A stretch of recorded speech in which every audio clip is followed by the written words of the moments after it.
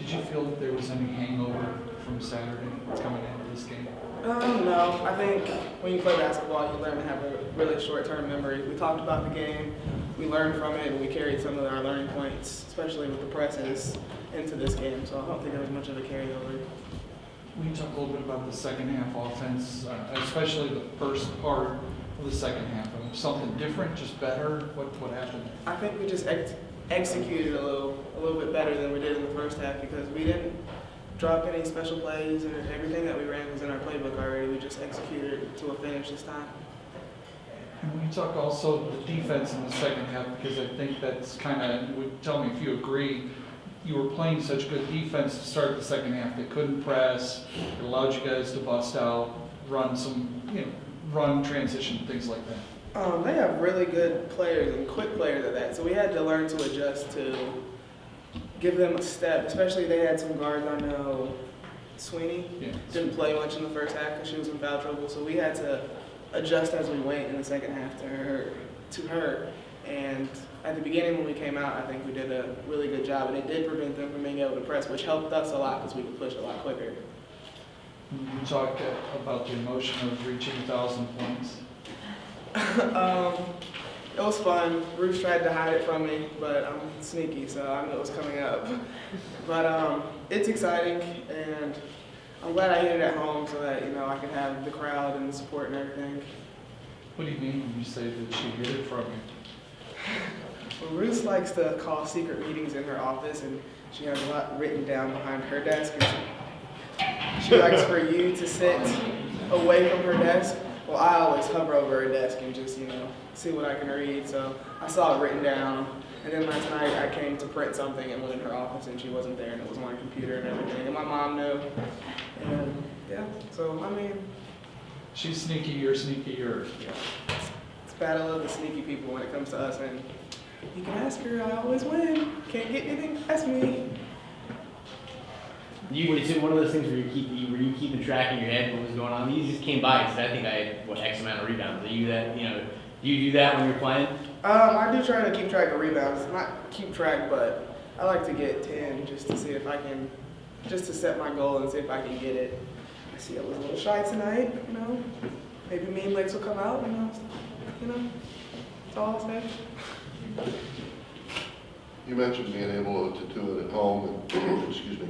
The big tradition of Bowling Green basketball. How does it feel, if you could put it into words right now, just immediately after the game, to be one of those players who has 1,000 points for the program in the tradition? I don't really think I can put it in words yet. It's still kind of a shock, just because you come, especially since I came and I played 3 years, didn't really score any points freshman year, but there's a lot of people from BG in the tradition who have scored 1,000 points, so I'm honored to be able to be in the same category as some of the females that have scored 1,000 points in this program. But you have to thank your teammates because you can't do anything without them. It's not a one-man show. So I have the support of the fans, the coaching staff, and my team as well. So I'm thankful for them.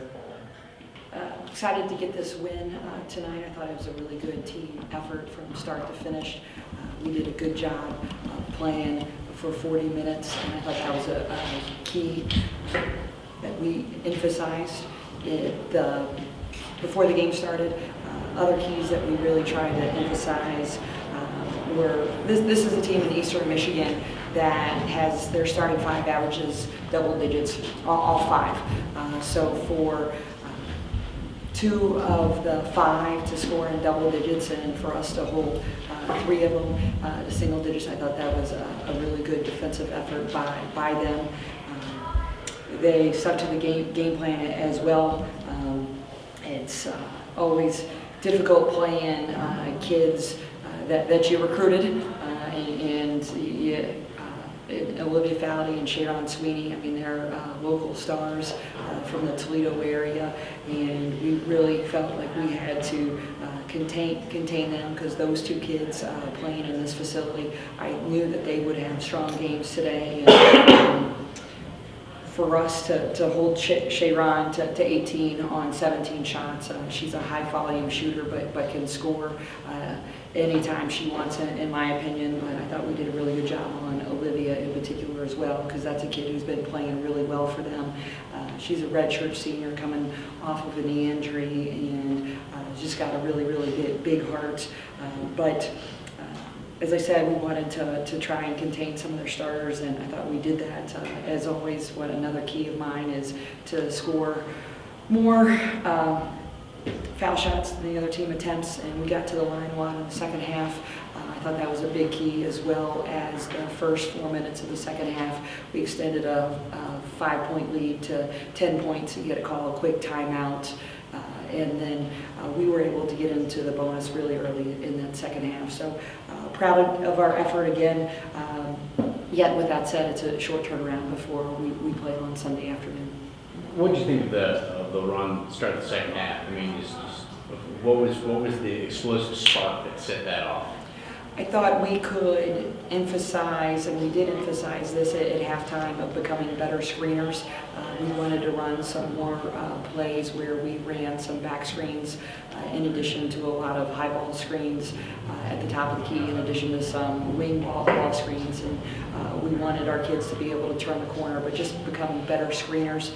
We threw a couple plays at them that we had not run in a long time, and I thought we were efficient executing that, especially the first couple right out of the halftime. We can talk also about your defense to start the second half. They had a bunch of misses, I want to say. Like, they missed their first 9 shots. What led to that, and also how that helped your offense so you didn't have to face the press? Well, this is a team that's averaging 18 offensive rebounds, and they only got 11 tonight. So even though we were able to hold them and contest them on some shots, this is a team that's very efficient getting offensive rebound putbacks. And we were able to win the battle of the boards by 12, but held them to 11 offensive rebounds. Like I said, they average 18. That's 7 below their average, and that's just easy money for a team like that. And once they do score, they have a variety of presses that they can immediately flow into and disrupt you. And I thought defensive rebounding was probably a bigger key than contesting some of their outside shots, because they did get loose and just did not shoot a good percentage in the second half. But I'm proud of we limited it to one and done a lot in the second half. You saw Shayron Sweeney. She scored 18 points, but took 17 shots. You mentioned that. Where do you see her potential going? Do you see her eventually getting to a point where, you know, she's not so much a volume shooter, but more? Where do you see her development going? That's a 1,000-point scorer, bar none. I mean, that kid has a chance to have her jersey hang in the rafters at Eastern Michigan. She can score. She was. I think she could play at a BCS level, but a lot of people were afraid of her height. And now she's showing them that height doesn't really matter. And she can score. She's got a great crossover. And she's got a good 3-point shot as well. But can't say enough about her effort. And also Janae Morton. I mean, Janae's going to get a lot of votes, if not become freshman of the year for them in this league. You mentioned a 1,000-point scorer potential. You had one get to that mark tonight. She said you tried to hide that from her this week. Could you just explain your thought process there? Alexis is very crafty. She's crafty on the floor. She's crafty when sometimes I'm not in my office. She will actually sit at my desk, and she's crafty. So we had a staff meeting, to be honest with you. Had a staff meeting, and I was outvoted. I was outvoted 3-1. I wanted to talk to her about kind of where she was, what would happen if we did it, what would happen if she didn't get it, kind of where we were, and also to talk to her about, hey, I think you're playing really well of late, and I was outvoted. As I said, the rest of the staff said, listen, don't mess this up. And so I try to stay out of it. But like I said, she got into my office, sat at my chair, and saw about 5 of my Post-it notes reminding me of some stuff that I wanted to run in particular for her. Also a note to text her mother, and also a note about where she was, kind of my countdown.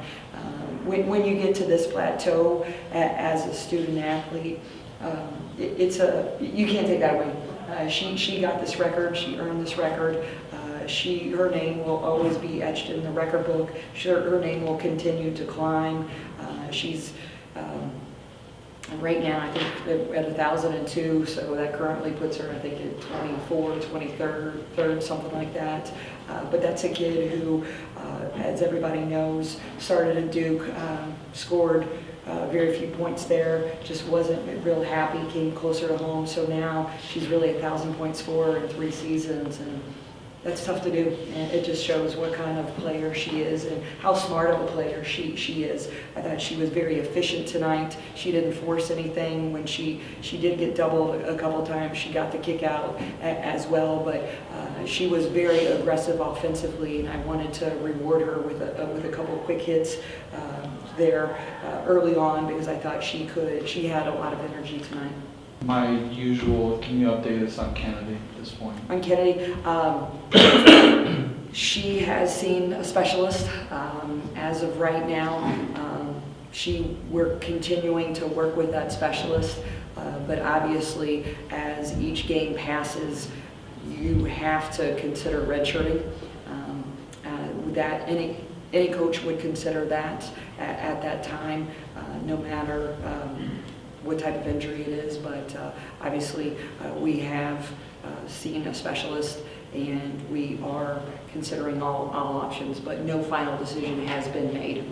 And I always ask about Leah Bolton, and lo and behold, she arrives today. Yep, she got in today. She's been working hard, going over some plays, working hard, getting her wind back, got in there late in the game, and then we'll continue to evaluate her as well. But she kind of falls into that same category of, she's had a tough injury, and Kennedy's battling one as well, and obviously everybody knows Katrina's out, so we're going to continue to evaluate them as always.